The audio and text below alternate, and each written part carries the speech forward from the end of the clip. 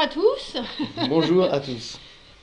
Donc ce matin avec Thomas, on va vous expliquer comment est-ce que IDIL CRM peut vous permettre de piloter votre relation client, donc avec tous les outils de reporting que la solution peut vous offrir. Voilà, exactement. Alors, d'abord, avant d'aller voir les nouveautés, on va parler un petit peu de l'offre de reporting, on va dire actuelle, et puis voilà, un petit peu historique dans le logiciel. Alors d'abord, le premier outil qu'on va pouvoir utiliser pour faire du reporting, ça va être les listes. Alors les listes, vous les connaissez, hein, c'est vraiment un outil qu'on utilise au quotidien. Alors, euh, on va dire que les listes servent évidemment d'abord à de la navigation, à de la recherche, mais voilà, avec le paramétrage et les possibilités qu'elles embarquent, on peut effectivement les utiliser pour faire un petit peu du suivi. Alors par exemple, on va prendre l'exemple de la revue d'opportunités. Donc là voilà, on a une liste ici de recherche qui va nous permettre de faire une revue d'opportunités d'une équipe. Donc ça, c'est par exemple pour animer une réunion commerciale, quelque chose comme ça. Ça sert d'ordre du jour à la réunion. Voilà, ça peut être un moment de la réunion où on va passer toutes les opportunités en revue, les commenter et puis donner éventuellement des actions qu'on va pouvoir faire sur ces opportunités. Alors là, vous voyez cette opportunité, en fait, je me suis connecté avec Dominique Miller, mais je vois aussi des opportunités pardon, d'autres acteurs. Par exemple, Louise Bernard qui travaille dans mon équipe. Donc c'est vraiment la liste d'opportunités de l'équipe que j'anime. Et puis on va avoir après des petites fonctions comme des indicateurs visuels. Donc là on verra en fonction de la couleur. Plus la couleur est intense, plus le statut du cycle de vente se rapproche de la fin. Et puis voilà, donc on a tout un tas de colonnes qui nous permettent par exemple de trier par date, de trier par probabilité, ou encore par état par exemple. Donc qui va nous permettre un petit peu de travailler sur cette liste. Et ces listes, on peut les adapter. Alors on peut les adapter. Alors voilà, donc on peut par exemple ici utiliser les Les fonctions de personnaliser. personnalisation. Et donc par exemple là je vais cliquer sur personnaliser et je vais pouvoir ajouter un critère. Alors ça peut être un critère pardon, qui va porter sur l'opportunité en elle-même. Par exemple, je vais pouvoir ajouter l'enjeu. Et puis ça peut être aussi un critère, par exemple, qui porte sur un objet lié. Donc là, je vais aller chercher le secteur d'activité de l'entreprise. Bon, puis ce critère, je peux un petit peu le déplacer. Je peux aussi ajouter des colonnes. Donc même chose, on peut aller chercher par exemple le secteur d'activité de l'entreprise. Et puis à l'inverse, je vais aussi pouvoir supprimer des colonnes. Si par exemple je veux par exemple supprimer l'entreprise. Et là du coup j'aurai l'activité à la place. Et puis cette liste, à la fin je peux l'enregistrer. Et donc ça va être ma revue d'opportunité par secteur d'activité.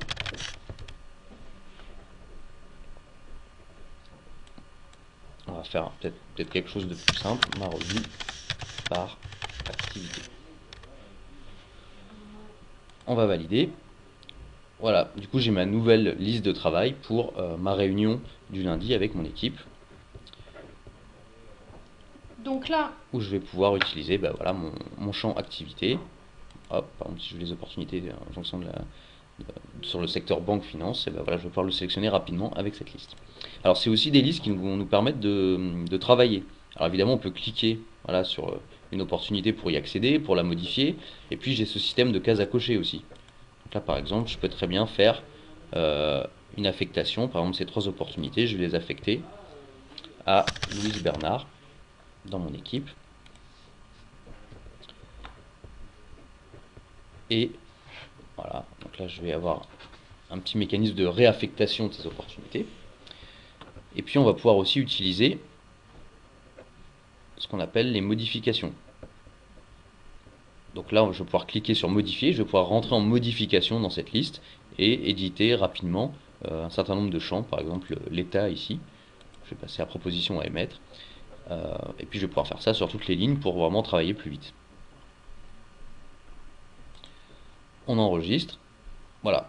Donc ces listes, c'est vraiment des listes de suivi d'activité. Et puis en plus, le gain qu'on a là, c'est qu'on peut aussi accéder au CRM et puis modifier rapidement un certain nombre d'informations, dont des informations d'affectation ou de statut. Alors, on a une petite question qui nous vient d'Alsace. Est-ce que Louise Bernard reçoit un email de notification dans ce cas-là? Alors par défaut, non, c'est des règles de notification qui ne sont pas activées. Alors après, ça peut se faire hein, très facilement, mais par défaut, on n'a pas ces règles-là. Bah, tout simplement, voilà, est-ce que l'affectation d'une opportunité doit générer un mail? Bon, c'est à voir, hein, parce qu'effectivement, après, ça fait beaucoup de mails aussi qui sont envoyés. On va dire que ça, voilà, ce qui peut être intéressant en tout cas, c'est de les notifier Louise Bernard dans le logiciel. Donc ça, avec le mur, bah, ça le fait automatiquement. Voilà, quelqu'un nous pose la question même dans le mur. Oui, dans le mur, on reçoit la notification. Euh, voilà, donc c'est comme ça qu'on va fonctionner. D'abord notifier dans le logiciel, après les notifications par email. Voilà, on peut les mettre en place par personnalisation. À noter aussi qu'on a un moteur de règles qui va arriver et qui va permettre de définir ces règles de notification très facilement à travers le module administrateur. Alors voilà pour ce premier outil, les listes. Alors une petite dernière chose aussi qu'on peut dire, Le dashboard. c'est que voilà, si on va sur le dashboard, je vais pouvoir personnaliser mon dashboard. Et par exemple, alors on va faire un peu de place, voilà, et on va ajouter un nouveau panneau. Et là, on va indiquer qu'on veut ajouter une liste personnalisée. C'est exactement ce qu'on vient de faire. Et là, on va pouvoir aller chercher parmi toutes les listes que j'ai personnalisées. Donc ça marche par acteur. Et là, je vais retrouver ma liste, ma revue par activité. On va l'ajouter.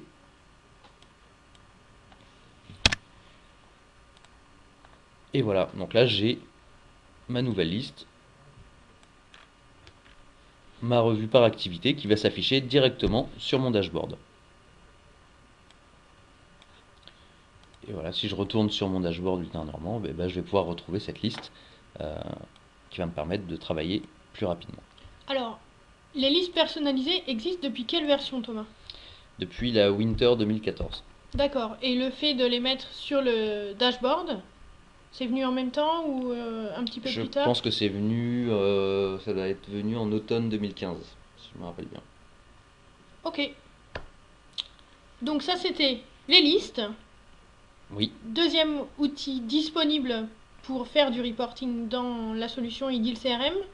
alors le deuxième outil qu'on va pouvoir utiliser pour du reporting, c'est l'outil de ciblage.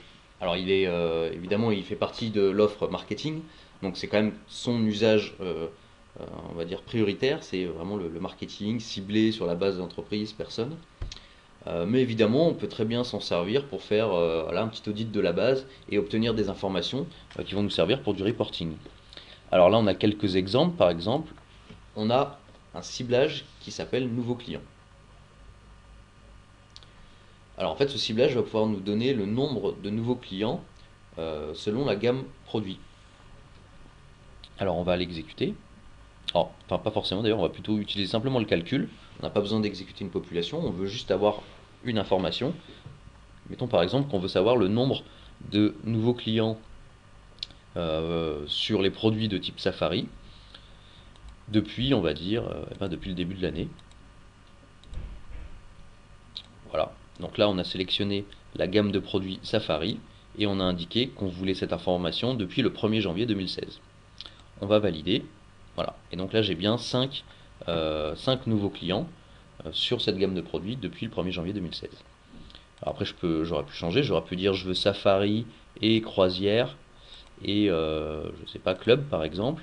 Et puis je veux cette info non pas depuis le 1er janvier 2016, mais depuis le 1er janvier 2015 par exemple. Hop, on valide. Et voilà, donc là j'en ai 10 sur cette question-là. Alors là en fait on a utilisé le ciblage, mais une fonction avancée du ciblage, qui est en fait la question type. En fait dans les questions types, on va pouvoir définir comme dans les ciblages des critères, sauf que vous avez vu à un moment donné, plutôt que de mettre une valeur, eh bien on a mis des paramètres. Donc ça, ces paramètres, ça veut dire qu'ils vont être remplis au moment où on va exécuter ces ciblages. Et donc c'est l'utilisateur qui peut choisir le paramètre qu'il souhaite pour, et ben là on a mis deux des critères comme ça, pour ces deux critères. C'est une sorte de ciblage à trous, entre guillemets. C'est exactement ça. C'est exactement ça. Et alors du coup, vous voyez ici, là, on a activé l'option question type au niveau du ciblage. Et du coup, après, ce qui est intéressant, c'est qu'on peut partager ces questions types et les mettre à disposition des utilisateurs. Par exemple, là, je vais avoir une série de questions types qui sont éditées par le marketing ou par l'administrateur. Et puis, je vais en retrouver d'autres. Je vais avoir, par exemple, le nombre de prospects par département. Voilà. Et là, si je pose la question calculer, je veux par exemple le nombre euh, de prospects sur, alors, je sais pas quel département on peut faire. 92? Allez, on va rester dans Paris. Non, Dans les on est dans les Hauts-de-Seine, eh Hauts-de-Seine. bien, j'en J'en ai ai zéro, aucun. va falloir que je bosse.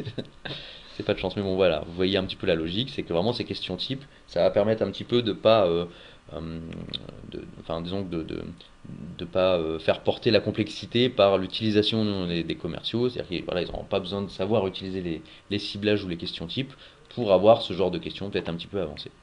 Alors, petite question Oui. qui nous vient de Lyon cette fois.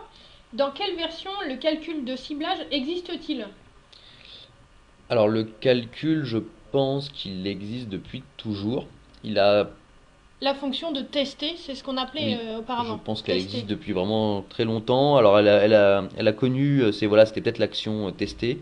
On a apporté quelques évolutions à ces fonctions de ciblage en 2015, si je me rappelle bien, avec la Winter 2015. Donc voilà, donc par exemple là, le calculer, je pense qu'il a un petit peu évolué. Oui, on peut C'est ajouter surtout maintenant un l'interface en fait. critère et calculer au fur et à mesure sans avoir enregistré puis testé. Exactement, Auparavant, voilà. c'était ça. Voilà, donc avant, voilà, maintenant devant chaque critère, j'ai une petite loupe qui va me permettre de compter. Donc là, par exemple, je vais pouvoir compter directement euh, ce critère. Et voilà, moi décidément, j'ai pas de chance aujourd'hui. Euh, ah, c'est peut-être parce qu'il faut que je mette un code postal. Par exemple, si je mets 75013, hop, voilà. Donc là, je vais pouvoir retrouver mes comptages. Et alors maintenant, on a ajouté aussi la possibilité de segmenter, enfin d'explorer un petit peu les ciblages suivant un critère. Par exemple, là, j'ai pris le critère activité et du coup, je vais avoir le découpage de mon comptage sur le secteur d'activité. Donc j'en ai 4 en tout et je vois qu'il y en a un dans le luxe, un dans la presse, un dans le tourisme et un sur les télécommunications. Voilà, pour ces petites nouveautés qu'on a ajoutées au ciblage. Alors, on va en revenir à nos fonctions de reporting. Donc là, on a vu... Les dernières questions, là, Ah sur oui, les questions types. Depuis quand cette fonction de question type existe? je crois qu'elle existe depuis assez longtemps, hein. Elle doit exister depuis les versions 2008. Bon, donc a priori tous nos clients ont les questions types maintenant. Alors par contre, encore une fois, en 2015, on a un petit peu modifié les fonctions questions types, quoi. Elles sont plus faciles à utiliser depuis la 2015. Mais bon, voilà, elles existent depuis 2008. Donc là, ce qu'on vient de voir, vous pouvez très bien le faire avec des plus vieilles versions que la 2015, par exemple. Ok. Alors, après les listes, Voilà, donc là on a vu deux outils voilà, les de ciblages. IDIL qu'on peut utiliser pour le reporting. Et puis après on a vraiment les outils dédiés à ça. Et on a notamment KPI, euh, qui lui également a été largement amélioré dans les versions récentes de IDIL. Oui. Et on a par exemple cette possibilité d'avoir un petit dashboard vraiment dédié à KPI. Donc on appelle ça mon KPI. Et là je vais retrouver vraiment mes graphiques, mes reporting préférés que je me suis paramétré moi-même sur ce petit dashboard. Donc ça marche vraiment comme le dashboard idyll, hein, sauf qu'il est vraiment dédié à KPI, pardon. Et donc on va retrouver tous les reporting KPI qui m'intéressent. Donc là j'ai par exemple le nombre d'opportunités par statut et par origine. Je vais retrouver ici un secteur avec la répartition des opportunités par origine. Et puis enfin, je vais retrouver mon pipe commercial, alors auquel on a dû mettre un certain nombre de filtres parce qu'on retrouve, il y a une forme assez curieuse. Bon, bref, passons. Et puis je peux aussi accéder à tous mes graphiques. Donc là, je vais retrouver en fait tous les graphiques que j'ai fait moi ou que d'autres utilisateurs ont fait et qui partagent ces graphiques avec moi. Euh, voilà, donc je vais retrouver un petit peu un certain nombre de représentations. Donc on a par exemple les histogrammes. Voilà. On a maintenant aussi la possibilité voilà, de naviguer un petit peu dans le temps et de zoomer sur une période. Voilà, on va retrouver d'autres choses comme des tableaux, voilà, des tableaux simples, avec les variations entre différentes périodes de calcul. Avec possibilité de mettre en forme certaines valeurs, là on le voit, il y avait les options rouge, jaune, Voilà, vert. exactement, pour dire voilà, si c'est au-dessus de 50%, hop, je passe en vert. Bon, etc., etc. Voilà, on peut faire des reporting cumulés. Bon, voilà, on a tout un tas de nouvelles représentations dans ce KPI. Et puis on a aussi les filtres. Donc par exemple, là j'ai le chiffre d'affaires réalisé. Et puis si je veux zoomer sur, par exemple, Dominique Miller, je vais sélectionner cette valeur, je vais rafraîchir. Et là je vais avoir le même graphique, mais uniquement pour Dominique Miller. Et puis je peux dire, par exemple, que je m'intéresse uniquement au chiffre de Dominique Miller, mais depuis le 1er juillet 2007. Voilà, donc là au fur et à mesure, je zoome sur les informations qui m'intéressent. Puis après voilà, j'ai des options de personnalisation, afficher les valeurs cumulées, je peux hop, faire tourner mon graphique, bon, etc., etc., mettre des lignes Voir en d'objectifs. 3D sans lunettes, enfin c'est formidable. Voilà, pourquoi pas. Hop. Et voilà, donc tout un tas de choses qui me permettent de prendre en main ces reporting et puis les personnaliser un petit peu pour mes besoins. Alors il y a aussi tous les formats d'export qui sont proposés. Voilà, alors notamment PNG et JPEG, alors surtout PNG en fait hein, qu'on préconise, qui va vraiment permettre de copier ces graphiques et de les mettre dans vos slides. Euh, Après on pourra aussi utiliser les exports CSV, donc ça c'est plus si on veut injecter des données dans un système, dans un autre système ou dans un système décisionnel par exemple. On va pouvoir imprimer, générer un PDF ou même générer du Excel. Voilà, par exemple, si on veut aller encore plus loin, puis utiliser des fonctions de reporting Excel. Et puis, on a aussi la possibilité de faire soi-même son graphique. Donc là, vous voyez, on a une option créer un graphique. Ce qu'il y a de bien, c'est qu'on est bien encadré pour créer le graphique. Bah voilà, on va pouvoir y aller étape par étape. Et puis on a du texte comme ça qui nous est indiqué à chaque fois, des textes d'aide, hein, voilà, pour nous accompagner un petit peu. On va démarrer par exemple la création d'un graphique. On va sélectionner un objet. On va par exemple s'intéresser à l'objet opportunité. On va continuer cette étape et on va sélectionner. Alors là, c'est ici où je vais indiquer ce que je veux faire. Ce que je veux, est-ce que je veux compter des opportunités ou est-ce que je veux travailler par exemple sur un autre champ. Et par exemple, là, on va indiquer qu'on veut sommer les enjeux des opportunités. Donc on va raisonner sur du chiffre d'affaires. Et puis on va sélectionner les axes. Donc là, c'est je veux les enjeux par, et ben ça va être par exemple par acteur. Donc ça, c'est le commercial qui est en charge de l'opportunité. Puis ça va être aussi par date, avec un niveau de granularité. Donc là je vais prendre le mois par exemple. Et puis je vais sélectionner également par exemple l'état de l'opportunité, qui va nous permettre d'exprimer un pipe commercial par exemple. Et puis on va prendre par exemple un porteur d'affaires si on veut. Enfin voilà, on est vraiment libre, on peut même aller piocher sous les objets. Donc on va retrouver par exemple l'origine de l'entreprise, bon, etc., etc. Par exemple l'activité de l'entreprise. Voilà. Tous les objets sont entre guillemets interrogeables. Oui, exactement. On va pouvoir passer à l'étape 2. Alors ici, on va commencer à indiquer ce qu'on veut faire. Donc là, j'ai défini une méthode de calcul vraiment générale hein, qu'on va pouvoir utiliser. Et là, je vais pouvoir indiquer ce que je veux faire là tout de suite. Donc je veux par exemple un reporting par acteur avec une date de signature et un état. Très bien. On va continuer. On va indiquer une fréquence d'exécution. Par exemple, on veut que ça soit calculé tous les lundis, avant ma réunion justement. Et puis on va vouloir conserver par exemple les 12 dernières versions de ce reporting. D'accord? Donc ça veut dire qu'IDIL va enregistrer à chaque fois les 12 derniers calculs. Donc là je vais avoir l'historique sur 12 semaines. Donc chaque lundi, IDIL CRM prend une photo des données. Voilà. Et va conserver jusqu'à 12 photos. Exactement. Ce qui me permettra de revenir un peu en arrière ou même de comparer de semaine en semaine mon indicateur. Et enfin, dans la dernière étape, eh ben, je vais pouvoir indiquer, voilà. Et donc là, je vais pouvoir indiquer mon tunnel de transformation.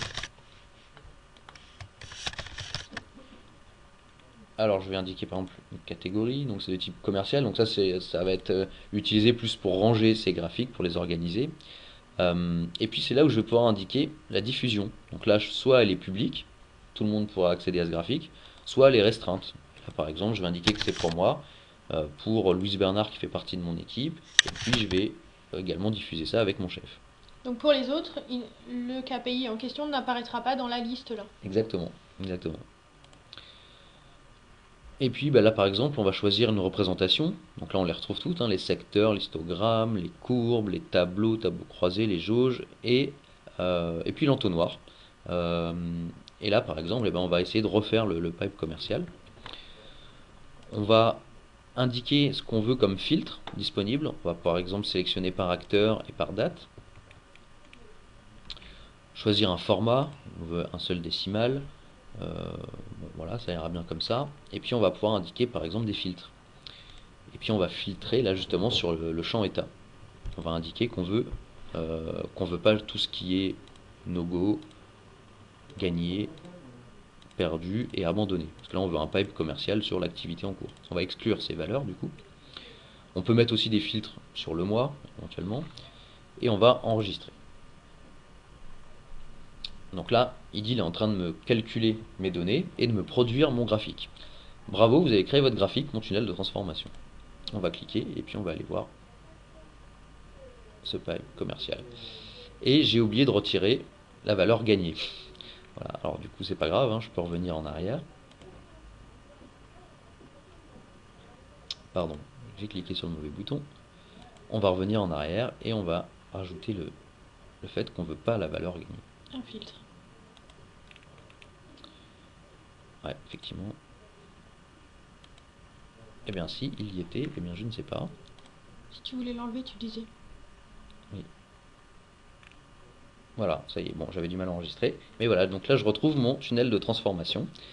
Et puis je peux filtrer par acteur, comme je le voulais, par exemple, pour aller voir le tunnel de Dominique Miller. Voilà. Donc là, comme vous voyez, on a vraiment beaucoup d'autonomie avec ce module KPI, on a beaucoup de représentations, c'est intégré au CRM, donc là, même chose, hein, je peux les mettre dans mon KPI, je peux aussi les mettre sur mon dashboard, comme on l'a fait tout à l'heure avec les listes personnalisées. Il y a quelques filtres, voilà, donc on a quand même un périmètre de fonctionnalité qui est assez large. Alors par contre, cet outil n'a pas vocation à remplacer un outil de BI ou un outil décisionnel. Et pour ça, on a dans notre offre un outil décisionnel qu'on propose également à nos clients et qui va permettre d'aller plus loin dans les analyses et d'explorer un peu librement les données du CRM sans être, on va dire, dans un carcan là qu'on a défini ensemble là, en faisant ce graphique. Et donc on va pouvoir vraiment être très libre dans l'exploration des données. Alors Oui. avant de plonger dans la donnée et dans le décisionnel, les questions sur le module KPI, peut-on exporter dans un modèle Excel avec des tableaux croisés dynamiques? Alors en fait, Je pense que là on commence à parler de la nouveauté là déjà, non? alors, enfin, là en tout cas dans KPI, ce qu'on peut faire, on peut faire des tableaux croisés dans KPI. Et on peut les exporter dans Excel et du coup ça va nous donner des tableaux croisés dans Excel. Alors après, tableau croisé dynamique, je sais pas, il faudrait qu'on en parle là pour voir un peu plus. Je suis peut-être pas assez. Enfin, je vois à peu près ce que sont les tableaux croisés dynamiques, mais bon, je vois pas bien exactement ce qu'on veut dire là. Bon, alors, deuxième question, pendant que Boubendien est en train de préciser. À partir de quelle version peut-on créer soi-même sa méthode de calcul? À partir de la version automne 2015. Avant, on ne pouvait pas créer sa méthode de calcul? Avant, on pouvait créer des méthodes de calcul, De manière moins assistée. mais en fait, il fallait utiliser les méthodes qu'on livrait en standard. D'accord. Ou on pouvait aussi en développer soi-même. D'ailleurs, cette possibilité existe toujours d'ailleurs. Ok. Qui peut modifier les méthodes de calcul et indicateurs à diffusion publique quand je crée un KPI? Bah, tout le monde du coup. Alors après, il y a aussi des droits qui peuvent être appliqués. On peut aussi dire que les utilisateurs n'ont pas le droit de modifier des graphiques. Voilà, donc ça, il y a quand même la gestion de droit qui agit au plus haut niveau. Et du coup, si on retire les droits de modification, ils pourront simplement lire ces graphiques. Ok. Est-il prévu prochainement d'augmenter le nombre d'axes dans les indicateurs pour enrichir les filtres? Alors, pas exactement. En fait, ce qu'il est prévu, c'est qu'on puisse définir des filtres de calcul. Aujourd'hui, on a remarqué que une des faiblesses de KPI, c'était de de proposer donc 3 indicateurs. Alors en général, faire un reporting avec plus de 3 indicateurs, c'est quand même très très rare. Donc c'est pas tellement cette limite qui nous gêne, c'est plutôt le fait que très souvent on ait besoin d'un filtre et donc qui consomme un indicateur, enfin un axe en fait. Par exemple, si vous voulez uniquement étudier l'évolution des prospects sur l'année, le caractère prospect va vous coûter un axe, alors qu'en fait c'est un filtre de calcul. Donc ce qu'on va faire, c'est qu'on va permettre d'ajouter des filtres de calcul en amont, et donc de libérer un axe pour vraiment faire du reporting et à dire je veux le nombre de prospects par origine par exemple. Voilà, donc c'est ça qui va être fait dans les prochaines versions.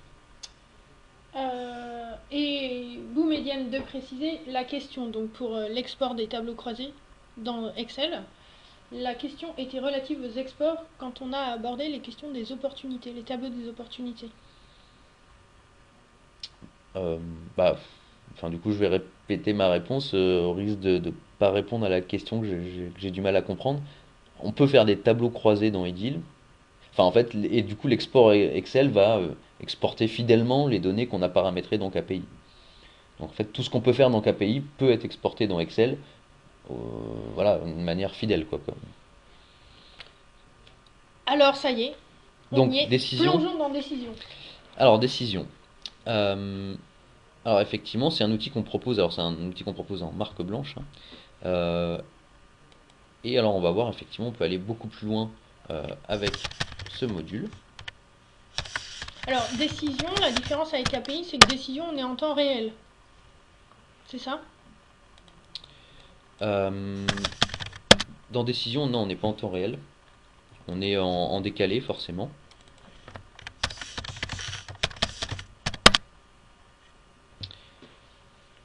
Et alors là, je vais aller vous montrer un exemple d'analyse qu'on peut faire dans décision. Alors, c'est tout un environnement, hein, on va pas forcément rentrer dans le détail, on va vraiment s'intéresser à ce qu'on peut faire avec. Voilà, donc là j'ai défini un reporting avec un certain nombre de menus. Et par exemple, je vais aller chercher euh, un reporting qui est en lien avec la direction. Voilà, donc là par exemple, j'ai fait un histogramme avec le chiffre d'affaires de vente par région, avec la répartition sur le trimestre. Alors, autre exemple, ça va être par exemple les ventes annuelles. Donc là, même chose. Donc là, vous voyez, l'intérêt par rapport à KPI, c'est que là, on va pouvoir cumuler des indicateurs. Donc là, on en a 4 à la fois. Voilà, donc on a les ventes par rapport au budget investi. Et puis encore, on va pouvoir aller chercher d'autres exemples. Par exemple, côté marketing, on va aller chercher par exemple la répartition du chiffre d'affaires par famille de produits. Voilà, donc là on voit qu'on vend en majorité des ordinateurs. Alors, ce qui est intéressant aussi avec cet outil, c'est qu'on va pouvoir plonger librement dans la donnée. Par exemple, là je vais cliquer sur euh, l'axe ordinateur, et puis du coup, je vais pouvoir analyser un petit peu ce qu'il y a derrière ces ventes d'ordinateurs. Par exemple, je vais vouloir le détail par activité. Voilà, donc je vois que j'ai 36% qui sont dans le secteur fabrication. Et puis je peux encore aller plonger et aller voir par exemple les produits qu'on a vendus dans ce secteur. Et puis je peux encore aller plonger pour aller par exemple jusqu'au détail du client. Et puis à tout moment, je peux changer un petit peu de représentation. Voilà, donc là je suis passé en mode tableau plus simple. Et puis j'aurais pu, voilà, rapidement par exemple. Donc là on a tout un tas de graphiques, hein, donc, y compris des graphiques croisés, des histogrammes, des nuages de points. Et donc là, voilà, j'aurais pu faire par exemple, on va prendre voilà, un secteur. Hop, tac, voilà. Donc à tout moment, je peux vraiment analyser un petit peu mes données. Et puis, une fois que j'ai terminé, eh ben, je peux sauvegarder ces rapports pour pouvoir les réutiliser ultérieurement. Alors, question sur décision. Depuis quelle version le module décision est-il disponible? Depuis toujours. Depuis toujours, on va dire. C'est vraiment un outil avec lequel on travaille depuis très longtemps. Le module est-il accessible par tous les utilisateurs ou uniquement par l'admin? Ça va être plus une question d'organisation. Alors, techniquement, ceux qui vont avoir accès à ce module sont ceux qui disposent d'une licence décision. Bon, c'est la base. Après, il n'y a pas de prérequis là-dessus, hein. Il faut plus s'organiser en fonction. Alors, ce qu'on remarque très souvent, c'est vrai que c'est peut-être plus un outil. Enfin, il y a plusieurs outils. Après, là, on est vraiment dans l'outil qui va le plus loin, hein, dans les fonctions de reporting. Ça va être peut-être plus un outil qu'on va donner à un administrateur, mais plutôt fonctionnel, l'administrateur du CRM, ou à certains profils un peu marketing ou Data management. analyst. Bon, il faut quand même des gens qui aiment manipuler les chiffres et puis qui soient à l'aise avec ce genre d'environnement quand même, hein. Parce qu'après, il y a aussi d'autres outils qui permettent simplement de consommer ces rapports. On peut se faire un petit portail d'analyse, on peut aussi les inclure dans les deals, et voilà, et ça, après, on peut le mettre un peu à disposition de qui on veut. Autre question, peut-on... euh, allô. Quel temps de formation pour une utilisation maîtrisée? Je crois qu'on est sur des formations de 2 jours, il me semble, de mémoire, Oui, alors après, sur voilà, décision. il y a une journée plus technique, une journée plus fonctionnelle. Je pense qu'il faut au moins une journée fonctionnelle. Après, c'est un outil qui est vraiment très très puissant. Il y a beaucoup, beaucoup, beaucoup de fonctions. Donc je dirais, à la fois, il faut une journée de formation, puis à la fois, il faut de la pratique aussi derrière, quoi. Donc il faut avoir voilà, un certain nombre de besoins en tête, et puis à les mettre en place dans l'outil. Euh, voilà, donc Oui, c'est important de savoir d'abord quels sont nos besoins, parce que l'outil est tellement puissant qu'on pourrait s'y perdre. Donc il faut vraiment voilà, savoir c'est ce qu'on veut exactement faire ça. avec Mm.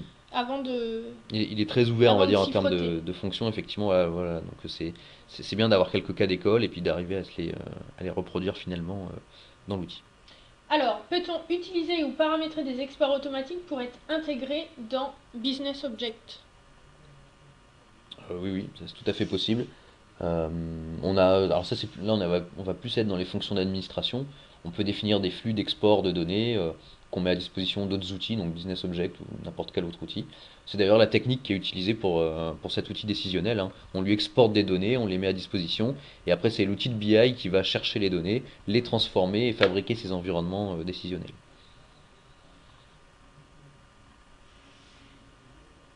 Attention, il faut alors avoir l'univers ad hoc. Non? C'est-à-dire qu'il faut, oui, voilà, après il y a du paramétrage dans l'outil, alors que ce soit BO ou ce logiciel décisionnel qu'on voit là. Oui, dans tous les cas, il faut effectivement paramétrer un univers avec quelles sont les données qu'on met à disposition dans cet univers, puisqu'en fait la valeur ajoutée qu'ont ces outils décisionnels, c'est de précalculer tous les résultats. C'est-à-dire que là, quand on allait chercher 20% ou 10%, tout ça est précalculé, et donc il n'y a pas de temps d'attente pour nous afficher les informations. Bon bah allez, on enchaîne. Oui, encore une question. L'utilisation de ce module est-il inclus dans la licence mensuelle? Je vous propose de vous rapprocher de votre interlocuteur commercial.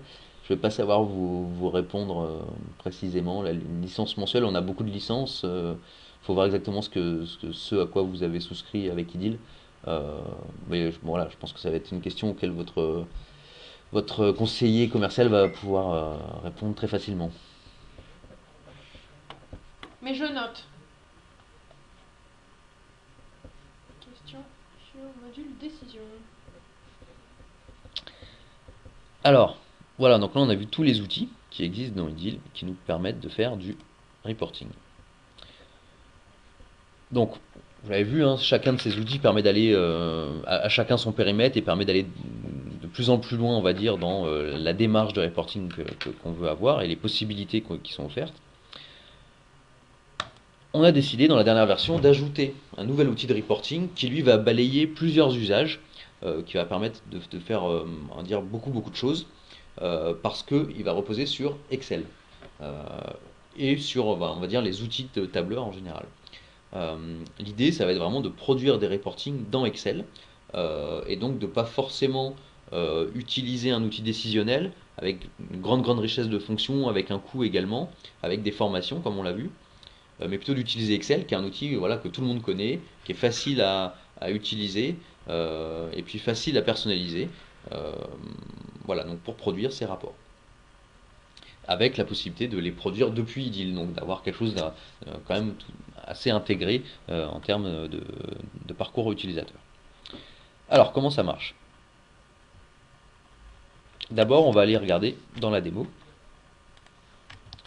Donc là, on va aller dans la nouvelle version. Et on voit qu'on a une nouvelle entrée de reporting, qui s'appelle reporting de rapport Excel. Alors là, j'ai 5 rapports qui me sont proposés. J'en ai un par exemple qui s'appelle contact, reporting sur mes contacts clients. On va jouer ce reporting et on va voir tout de suite ce que donne un reporting Excel. Le reporting est prêt, il va être téléchargé via le navigateur. Donc là, il est en train de le produire, hein. Donc il y a des requêtes qui sont exécutées sur la base, et puis après il y a des graphiques, des représentations qui sont jouées.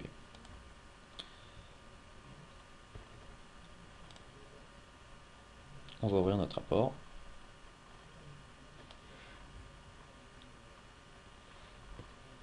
Voilà, donc là j'ai mon rapport qui a été joué. Donc c'est un rapport qui s'intéresse aux canaux de communication. Donc là on voit qu'on a 54% de nos clients qui ont pour média préféré l'email. On a un taux de opt-in voilà, assez fort, on a 94 opt-in sur 97. Et puis on a également une vue sur la pression digitale. Et on voit qu'elle est assez forte en ce moment, puisque on a simplement 29% de nos clients qui sont en pression digitale inférieure à moyenne. Donc ça c'est un exemple de reporting qu'on peut faire. On va par exemple regarder par exemple pour du service client. Donc, la même chose, le fichier Excel est téléchargé via IDIL. Et on va pouvoir l'ouvrir directement depuis IDIL.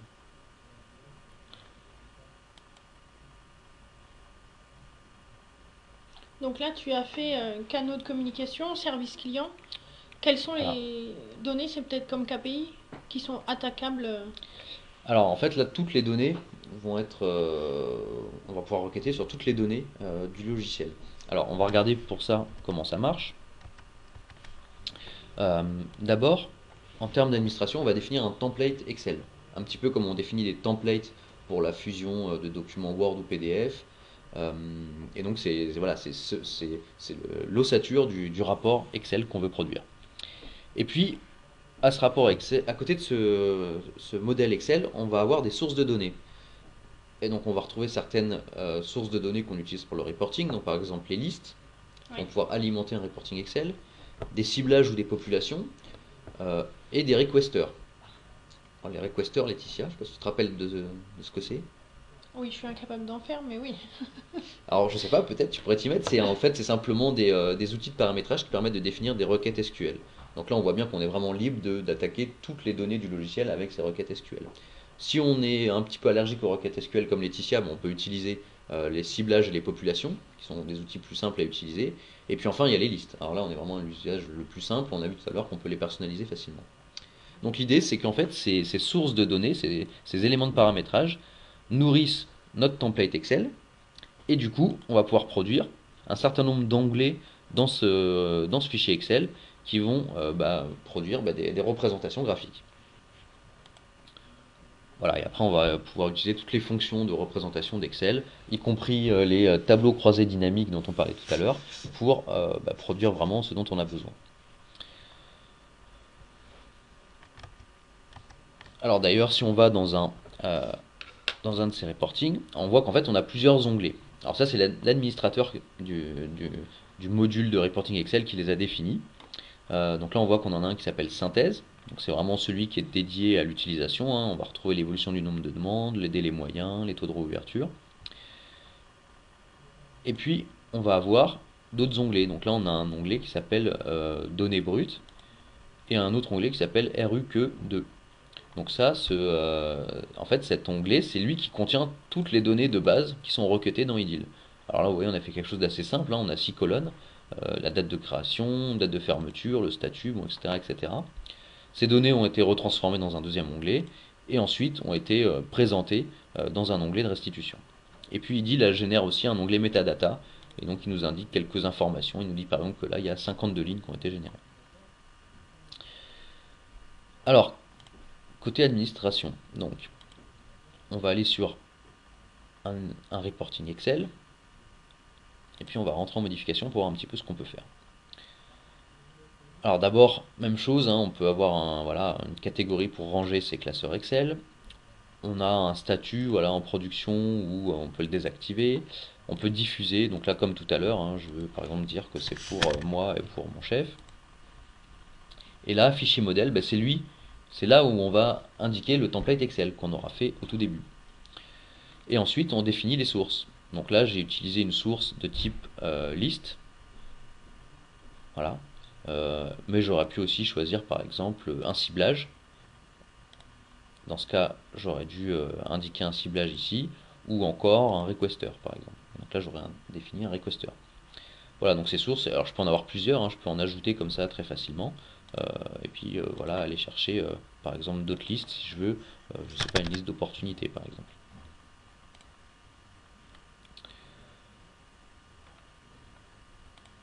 Alors une fois que mon rapport Excel est produit,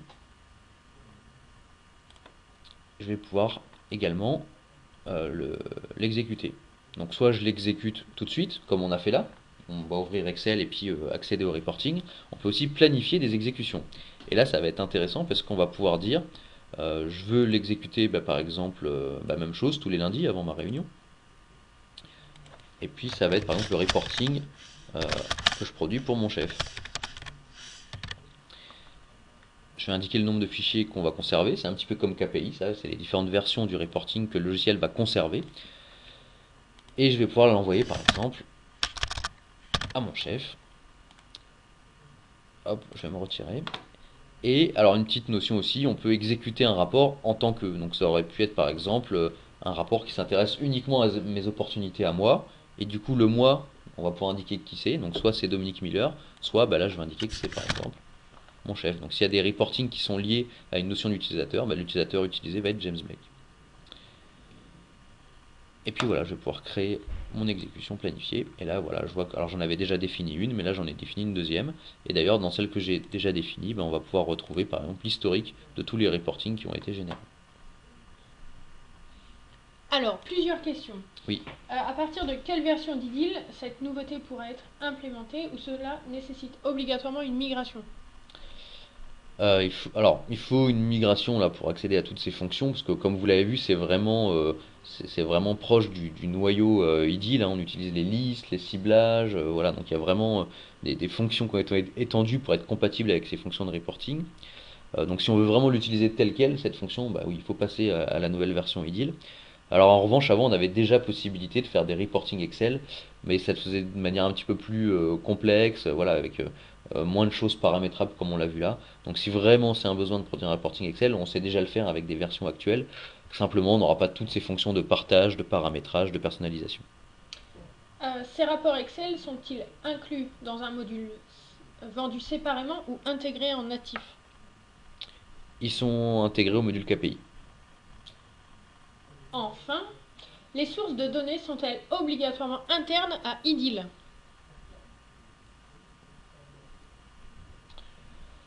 Bonne question.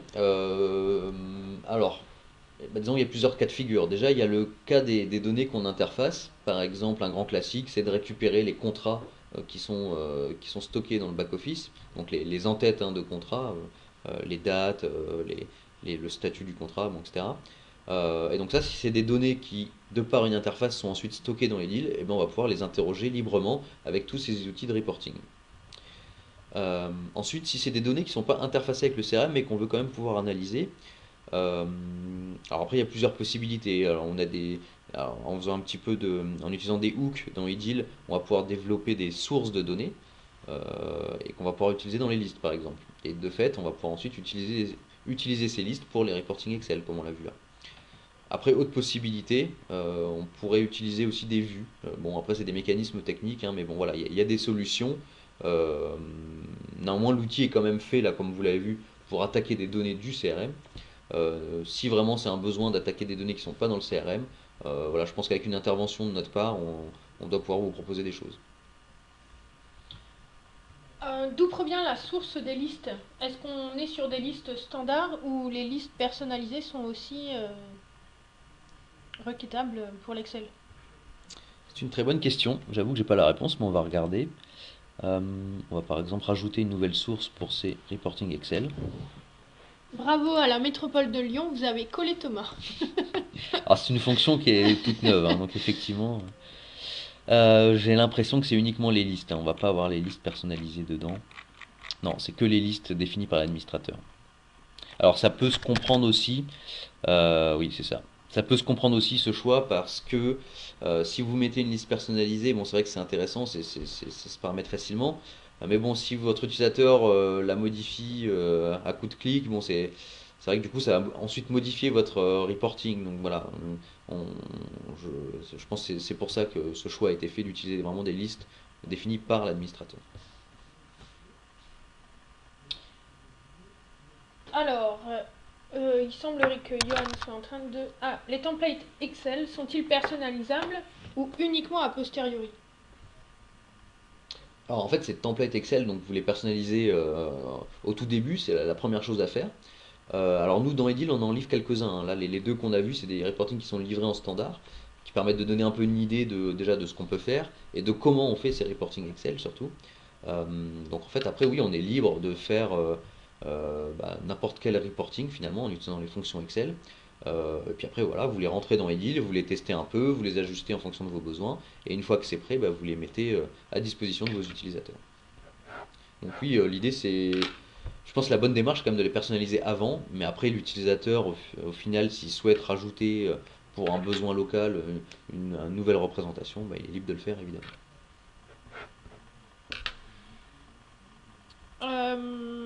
Donc là, on a vu ce qu'on devait voir ce matin.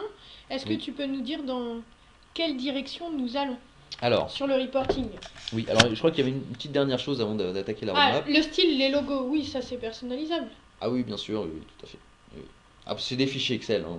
On a totalement la main dessus, et nous on se contente simplement d'alimenter ces fichiers Excel en données, et après c'est vraiment les représentations Excel qui sont jouées fidèlement telles que l'a défini l'administrateur. Alors des petites fonctions qu'on n'a pas forcément vues là, les fonctions de partage, donc on peut visualiser immédiatement un reporting, on peut aussi recevoir une alerte, parce qu'évidemment si on a fait un reporting avec 5 sources de données sur une base avec beaucoup de volume, bah, le reporting va prendre du temps. Il peut aller prendre un quart d'heure, une demi-heure, d'où cette possibilité de recevoir une alerte une fois que c'est prêt. On a vu qu'on pouvait définir des règles de partage, voilà, donc je le partage avec mon équipe par exemple. On peut envoyer ces rapports par email à un ou plusieurs acteurs. Donc je reçois un petit mail avec le reporting en pièce jointe. Et puis on peut aussi accéder à ces rapports depuis des fichiers deal. Donc ça on l'a pas vu dans la démo, mais on peut très bien définir un rapport contextuel à un client, à un utilisateur ou à une région par exemple. Ensuite, on va pouvoir planifier ces reportings. Là, l'objectif, c'est de générer automatiquement les rapports sans avoir besoin d'aller les chercher. Donc, si on les couple aux fonctions d'envoi d'email, ça veut dire que tous les lundis matins, je reçois automatiquement mon reporting d'activité. On peut définir la fréquence d'envoi, toutes les semaines, tous les mois, plusieurs fois par semaine. Et puis, on peut historiser les versions de rapport. Donc, si je veux voir le rapport tel qu'il avait été envoyé en janvier 2016, je vais pouvoir utiliser cette fonction. Bon, voilà rapidement pour ces fonctions avancées. En termes de roadmap, alors déjà en termes d'intégration bureautique, puisque c'est quand même ça dont il s'agit avec ces reporting Excel, alors sachez qu'on travaille sur un plugin Edil pour Outlook. Alors on travaille tellement dessus on l'a déjà proposé à certains de nos clients dans une version un peu avancée on va dire, mais voilà, le besoin était très pressé, du coup on va proposer ce plugin un peu en avance de phase. On l'a montré au Club U aussi. On l'a montré au club utilisateur, effectivement. Euh, on travaille également sur des projets d'autres plugins Office, donc en lien notamment avec Word. Voilà, donc ça c'est plus des projets qui sont en réflexion aujourd'hui, mais voilà, c'est vraiment des choses qu'on souhaiterait améliorer. Euh, KPI, on l'a dit tout à l'heure, on va pouvoir ajouter des filtres de calcul. Donc ça va participer un petit peu à passer la limite des trois axes de calcul. Et puis au niveau des recherches et des listes, eh bien, on va ajouter des nouvelles possibilités de recherche. Donc ça c'est dans la prochaine version, qui vont être des recherches phonétiques. Voilà, donc par exemple Si on a du mal à orthographier Laetitia, eh bien on va pouvoir l'écrire un petit peu n'importe comment et Idil va retrouver toutes les Laetitia qu'on aura dans la Il y en base. a qui prennent déjà ces libertés de l'écrire n'importe comment. J'avoue que le E dans la, etc., bon, c'est pas forcément le plus simple. Euh, Petite question, le plugin Outlook permettrait de faire quoi? alors, Ça, c'est quelqu'un qui n'est pas venu au club utilisateur. alors ce qui permet de faire en fait, c'est de faire déjà de la remontée de fiches. Donc je reçois un mail d'une personne et du coup dans ce plugin je vais avoir quelques infos du CRM sur cette personne. Voilà, donc je passe le statut client, ses coordonnées, et puis par exemple les dernières interactions qu'on a fait avec cette personne, opportunités, bon, etc., etc. Donc on va dire une vue 360 mais simplifiée de la personne qui m'a écrit ce mail. Et puis on a aussi ces fonctions de faire suivre le mail au CRM. Donc vous savez qu'aujourd'hui on utilise un mécanisme de mettre en copie cachée une adresse IDIL ou lui transférer à cette adresse un mail qu'on a reçu pour transformer les mails en interaction du CRM. Avec ce plugin, on va pouvoir le faire en quelques clics et puis on va en profiter également pour créer des nouveaux contacts s'il y en a qui sont inconnus et on va pouvoir aussi rattacher ces interactions de type mail à des opportunités ou des demandes par exemple. Voilà Ok. pour ce plugin. On a prévu de faire un webinar, alors je pense qu'il viendra dans le courant de l'année 2007 pour vous présenter 2017. 2017, pardon, j'étais sur la Winter 2007. Donc pour vous présenter ce plugin plus en détail. Et puis oui, on sait déjà que ça va être un carton parce qu'on a déjà pas mal de clients qui sont intéressés par ce plugin. Alors, justement, ça nous permet de faire la transition sur Sur le takeaway, le takeaway à retenir. alors on a vu qu'on avait dans Edil plusieurs outils de reporting.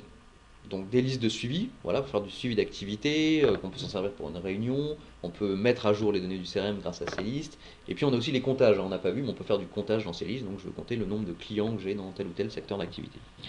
Les ciblages et les populations, donc là c'est pour compter également, mais on va pouvoir aller beaucoup plus loin dans les possibilités de comptage, on peut faire des jointures entre les tables, bon, voilà, et puis on peut visualiser la question qu'on est en train de poser. On a aussi ces fonctions de questions type, donc mettre des ciblages à trous et les mettre à disposition des utilisateurs pour qu'ils puissent facilement accéder à ces fonctions de reporting. Ensuite, on a KPI, qui est donc lui dédié au reporting. Donc l'objectif là, c'est de suivre un indicateur, son évolution, de la représenter et de la mettre à disposition des utilisateurs.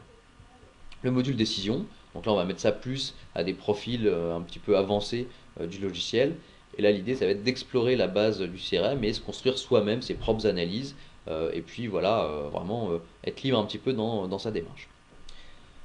Et puis on a vu cette nouvelle fonction de reporting Excel. Donc là l'idée c'est vraiment de générer des rapports sous Excel. Alors ça peut être des rapports très simples, on l'a vu là, ce qu'on a fait c'est des rapports assez simples. Mais ça peut être aussi des rapports beaucoup plus complexes. On peut avoir un nombre de sources de données illimité, et puis même dans l'exploitation des fonctions Excel, on peut utiliser les tableaux croisés dynamiques si on veut, enfin voilà, beaucoup de choses qu'on va pouvoir faire. Ces reportings ensuite on peut les envoyer par mail, on peut les planifier, et donc on a prévu d'intégrer ces fonctions Excel, ces fonctions de reporting Excel dans la formation KPI. Voilà un petit peu pour ces fonctions de reporting. Il y en a beaucoup, vous l'avez vu. Alors, une petite question, je crois. Oui, pour revenir Laetitia. rapidement sur le partage de rapports, comment intégrer un rapport dans une fiche? Oui, alors ça, on l'a pas vu parce que c'est assez avancé. Alors, il y a une petite personnalisation à faire au niveau de la liste. Donc, rajouter un bouton Excel. Et ensuite, après, ça va se paramétrer. Donc, il faut qu'on ait un critère. Par exemple, si on travaille le, sur un reporting Excel lié à un client, eh bien, il faudra qu'on ait un critère client en entrée. Et donc, qu'on va alimenter automatiquement. Merci à tous de votre fidélité Merci à vous. et rendez-vous donc le 13 décembre pour parler fidélisation. Merci, bonne journée. Bonne journée.